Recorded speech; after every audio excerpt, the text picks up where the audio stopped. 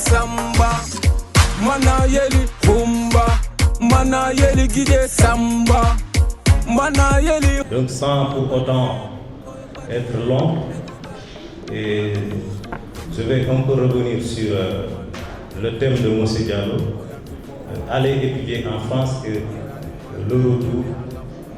Donc je vais introduire un peu sur avant d'aller étudier en France, ou bien ce qu'on doit faire d'abord avant d'aller, parce que les études en France c'est un peu compliqué et tout se prépare ici avant d'aller au Sénégal, tout se prépare ici.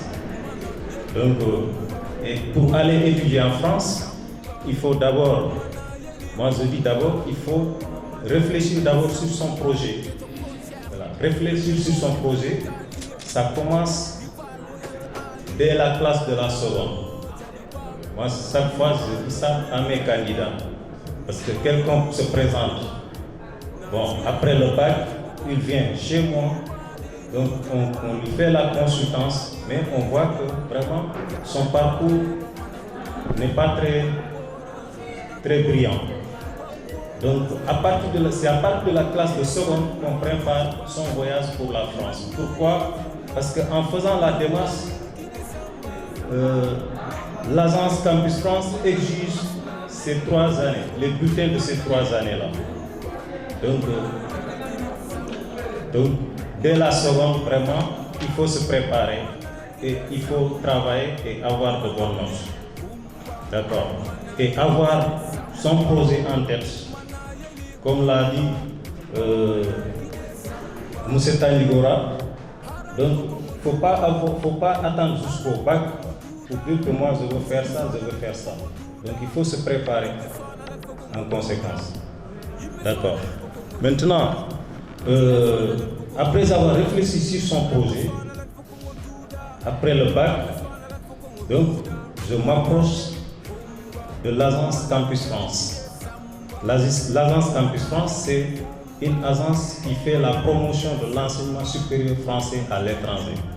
Donc, ils ont mis en place une plateforme. Donc, c'est à partir de cette plateforme que toute la démarche se fait. Et la première étape, il faut créer d'abord un compte sur la plateforme. Après avoir créé un compte sur la plateforme, insérer les justificatifs de son parcours. Après avoir inséré les justificatifs de son parcours, faire le choix de sa formation. Et le choix de sa formation aussi dépend du parcours de l'élève ou de l'étudiant. Le parcours, ça veut dire que je fais un bac S ou bien je fais un parcours scientifique, donc je dois m'orienter vers des filières scientifiques. J'ai fait un parcours littéraire et je dois m'orienter vers un parcours littéraire. Maintenant, quand on crée le dossier, on insère les justificatifs de mon parcours. Parce que ces justificatifs, les universitaires les verront. Donc, ils verront le parcours de l'étudiant ou de l'élève. Et c'est à partir de son parcours qu'on va donner suite à sa demande. D'accord? Donc, c'est pourquoi il faut faire un bon parcours dès la classe de la seconde. Et moi, il y a 4 ans ou 5 ans de cela, j'ai fait le tour des lycées du département. Parce qu'il y a des agences qui me précèdent chaque année, mais quand ils partent, ils donnent leur renseignement directement aux élèves de la terminale. Mais moi, j'ai discuté avec les proviseurs pour passer l'information dès la classe de la seconde. Donc, une fois le compte créé, les dossiers insérés, le choix de la formation faite, je soumets mon dossier à l'espace Campus France. La soumission, c'est la validation du dossier. Parce qu'après la validation, le dossier ne peut plus être modifié. Donc, une fois soumis, Campus France autorise le candidat à faire le paiement des frais de dossier, qui s'élèvent maintenant à 85 000 francs CFA.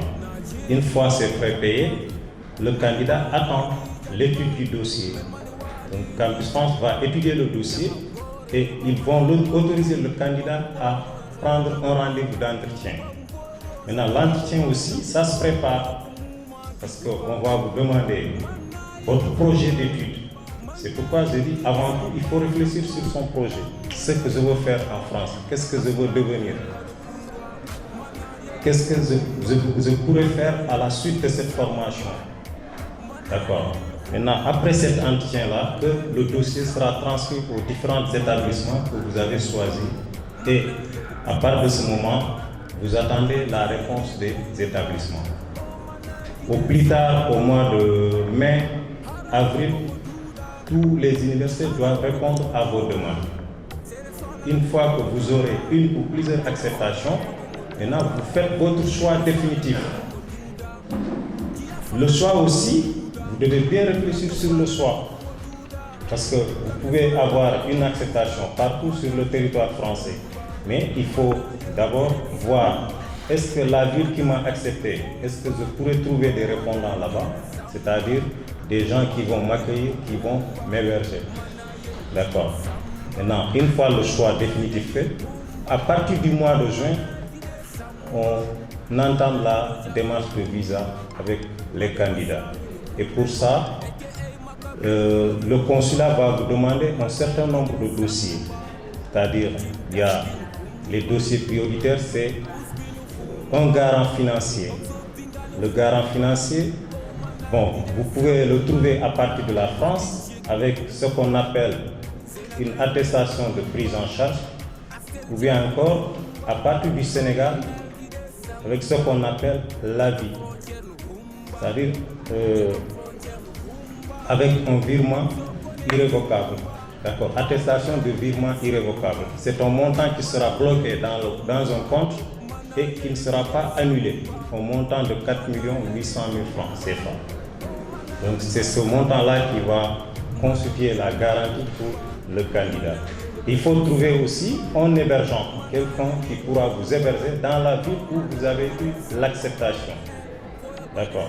Maintenant, à défaut de ça, vous pouvez faire provisoirement une réservation d'hôtel. Ça aussi c'est permis, mais suivi d'une lettre explicative. Pour dire que les 3 premiers mois ou bien les 2 premiers mois, je serai hébergé dans tel hôtel et en attendant de trouver un logement fixe. D'accord. Maintenant, il faut avoir aussi un passeport sénégalais. Maintenant, par rapport au passeport, vraiment, il faut anticiper. Parce que moi, chaque année, bon, presque plus de 3 candidats ou bien 4 candidats ratent la procédure de visa à cause de ça. Parce que la plupart ils ne savent pas qu'ils ont des problèmes d'identité, de carte d'identité. Soit la carte d'identité, il y a un problème et ils ne peuvent pas déposer le visa. Et au finish, ils perdent la prescription comme ça. D'accord. Maintenant, après avoir réuni ces documents-là, on prend un rendez-vous pour le candidat et il dépose son visa. D'accord. Maintenant, une fois le visa obtenu, toujours, le travail continue, mais au niveau du Sénégal. Le candidat, je le mets en rapport avec des agences de voyage et l'un de mes partenaires, c'est bien sûr le président avec qui je travaille pendant des années. J'oriente beaucoup de candidats vers lui pour l'achat des billets, etc.